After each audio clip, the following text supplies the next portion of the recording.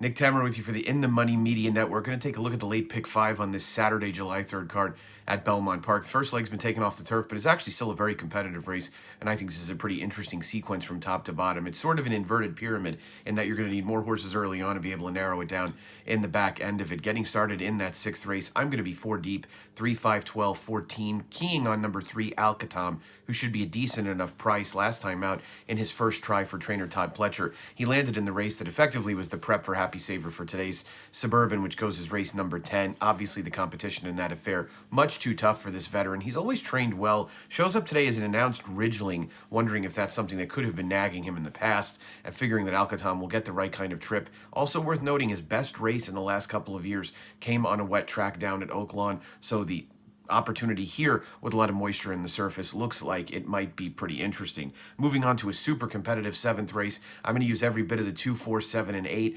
understanding that Joycey has pizzazz as a horse that ran well 2 starts back, recently off a claim from Orlando Noda, now goes out, cutting back in distance again for Eddie DeLauro. Looks to be more effective sprinting, should get a good trip stalking from the outside, though I have no issue whatsoever with number 4, Al Cools, also the 8, Storm Advisory, horses that it feels like you absolutely have to use here. The 8th race is still scheduled for the turf. Number 3, Wolfie's Dynaghost, will make his turf debut in this spot. Half to 3 turf stakes winners, including the millionaire Sadler's Joy, who runs in Monday's Grand Couturier. This one debuted a winner sprinting on the dirt at Aqueduct, came back off a long layoff for trainer Tom Albertrani on the dirt in the Peter Pan. Just too tough an assignment. He couldn't handle that kind of race off the layoff. I think it's interesting to see him on the turf. I wish they had given him one more try on the dirt, but he has an inside post over a course that obviously has a lot of moisture and an aggressive pilot. I think you can count on Luis Saez to get him towards the front pretty early.